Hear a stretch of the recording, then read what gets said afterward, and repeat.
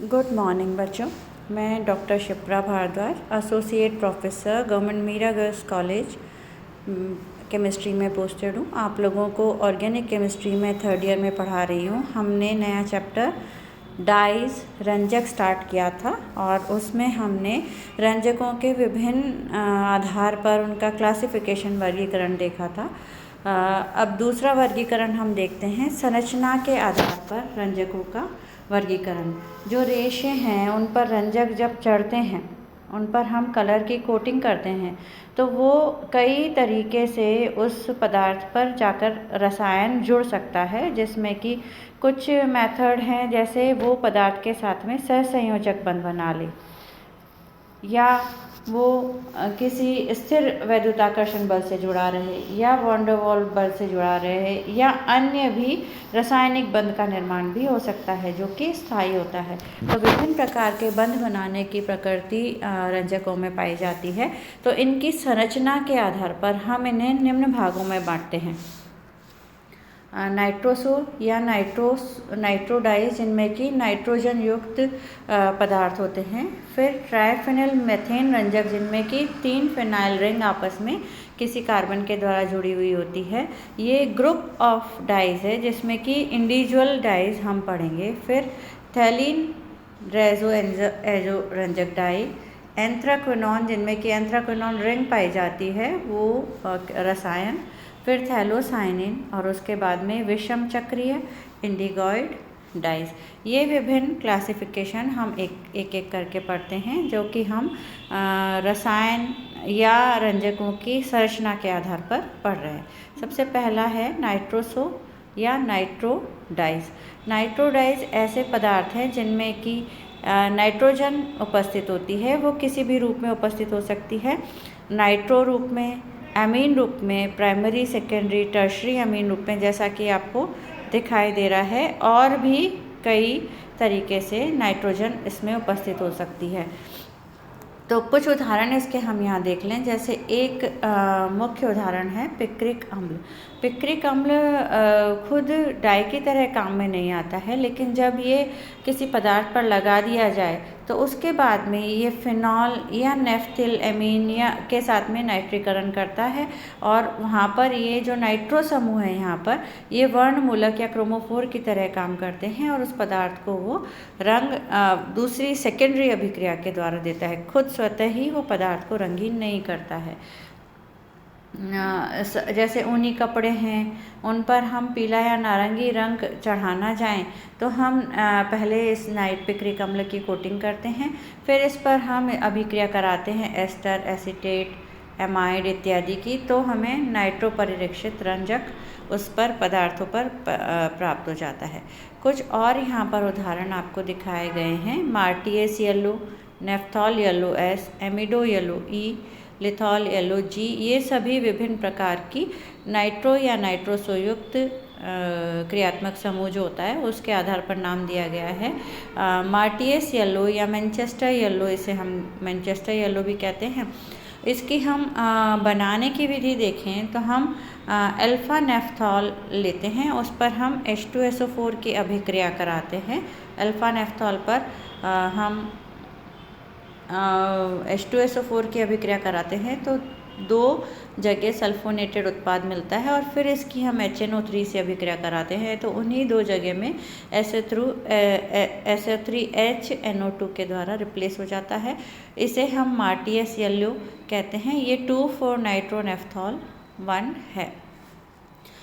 दूसरा हमारा है, हमने ये नाइट्रोडाई के बारे में पढ़ा, नाइट्रोसो डाइज, जिनमें कि नाइट्रोसो समूह वर्णमूलक उपस्थित होता है, और उसमें फिर फिनॉलिक समूह जो है वो वर्णवर्धक का काम करता है। ये हम अपनी पहली कक्षाओं में पढ़ चुके हैं कि वर्णमूलक वे पदार्थ होते हैं जो पदार्थ में उपस्थित होने पर उसके रंग के लिए उत्तरदायी होते हैं, जबकि वर्णवर्धक वे पदार्थ हैं, ऑक्सोक्रोम्स वे पदार्थ हैं जो खुद तो रंग नहीं देते, लेकिन वो किसी अन्य समूह के साथ मिलकर उसके रंग को एनहेंस कर देते हैं, बढ़ा देते हैं। हम देखते हैं नाइट्रोसो डाइज में हम एक उदाहरण यहाँ पर आपको दिखाई दे रहा है, फास्ट ग्रीन ओ, गैम्बीन येलो और गैम्बीन रेड। ये कुछ ऐसे पदार्थ हैं जिनमें कि नाइट्रोसो समूह उपस्थित होता है। ये नाइट्रोसो युक्त रंजक जो हैं वो लेख के रूप में प्रिंटिंग और रंगाई छपाई में काम आते हैं, और ये हरा रंग या गहरा हरा रंग आयरन के साथ में कॉम्प्लेक्स बनाने की वजह से पदार्थ को देते हैं। इसी तरह से हम आगे देखते हैं। सामान्य रूप से फिनॉल एवं नेफ्थॉल की नाइट्रोसो के साथ अभिक्रिया कराने पर हमें ये विभिन्न प्रकार के रंजक प्राप्त होते हैं। नेक्स्ट हम देखते हैं फास्ट ग्रीन ओ। ये रंजक जो है वो रिसोर्सिनॉल का डाई नाइट्रोसो प्रोडक्ट है, जिसे कि हम रिसोर्सिनॉल से बना सकते हैं। इसके बनाने की क्रियाविधि आपको यहाँ पर दी गई है। आप देख सकते हैं रिसोर्सिनॉल को हम पहली स्टेप में NaNO2 और HCl से सामान्य ताप पर अभिक्रिया कराते हैं, जिससे इसकी अन्य दो स्थिति पर नाइट्रोसो समूह आकर के लग जाता है। और ये क्योंकि पदार्थ अस्थायी है, इसलिए ये हाइड्रोजन बॉन्ड की वजह से, आपसी हाइड्रोजन बॉन्ड की वजह से दूसरा रेजोनेटिंग स्ट्रक्चर है उसमें एग्जिस्ट करता है, जो कि फास्ट ग्रीन ओ है। ये फास्ट ग्रीन ओ आयरन के साथ में मिल करके स्वतः यह रंग नहीं देता, लेकिन आयरन के साथ ये चिलेटिंग कॉम्प्लेक्स बना करके और हमें रंगहीन हरे रंग की लेख देता है, जो संरचना आपको यहाँ पर दिखाई दे रही है। इसमें फास्ट ग्रीन ओ के 3 मॉलिक्यूल्स एक आयरन के परमाणु को बांध करके और ग्रीन लेक बना देते हैं। इसके नेक्स्ट हम देखते हैं triphenyl methane dye. Triphenyl methane dyes ऐसी डाइज हैं जिनमें कि 3 फिनाइल समूह उपस्थित होते हैं और साथ में वलय में आप NH2, NR2, OH एटसेट्रा समूह उपस्थित होते हैं।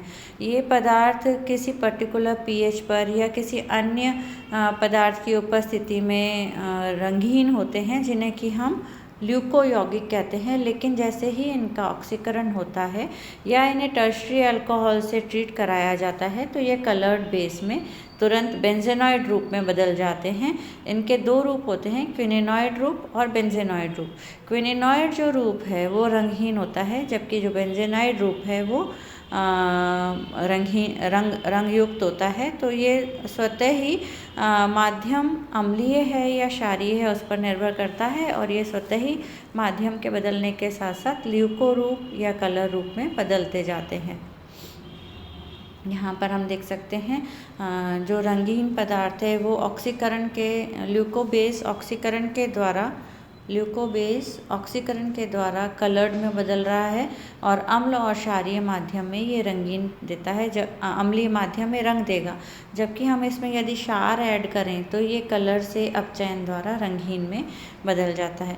इसके कुछ एग्जाम्पल आपको यहाँ पर दिए गए हैं। ट्राई एराइल मीथेन और अमीन, इसमें सेकेंडरी अनसैचुरेटेड अमीन लगा हुआ है, या इसमें triphenyl means try aryl group इसमें उपस्थित है और ऑक्सीजन लगा हुआ है। ये कुछ पदार्थ हैं जो कि ट्राई एराइल मीथेन डाइज के रूप हैं। क्विनेनॉइड समूह में वर्णमूलक की तरह काम करता है और इसमें एराइल ग्रुप उपस्थित होता है। कुछ पदार्थ ऐसे होते हैं जो मॉर्डेंट की तरह काम करते हैं, जिन्हें कि हम किसी पदार्थ पर कोटिंग करने के लिए लगाते हैं, और उनका कार्य सिर्फ जो डाई है उसको बांधना, और इसकी वजह से वो पदार्थ हमें मॉर्डेंट की उपस्थिति की वजह से फास्ट उस पर कलरिंग हो जाता है। वो किसी भी माध्यम में डालने पर मिटता नहीं है और मॉर्डेंट उनको बांधने का कार्य करते हैं। ट्राइफिनाइल मीथेन में अम्लीय, क्षारीय या डायरेक्ट या मॉर्डेंट इस तरह के समूह होते हैं। इनका जो रंग है वो लाल, बैंगनी, नीला, हरा इत्यादि हो सकता है। इसे हम कागज़ पर, टाइप रिबन पर, कपड़ों पर इत्यादि पर कोटिंग में काम में लेते हैं। हम देखते हैं ट्राइफिनाइल मीथेन में मैलेकाइट ग्रीन के बनाने की विधि। इस मैलेकाइट ग्रीन में हम डायमिथाइल अमीन युक्त फिनाइल जो समूह है, डायमेथिल एनिलीन, ये पदार्थ लेते हैं, इसकी मात्रा 2 डबल लेते हैं और इसकी हम बेंजल्डिहाइड से अभिक्रिया कराते हैं। जिंक क्लोराइड टेम्परेचर हाई रखते हैं और H2SO4 में इसकी अभिक्रिया कराने पर हमें पहली स्थिति में ये रंगहीन पदार्थ प्राप्त होता है।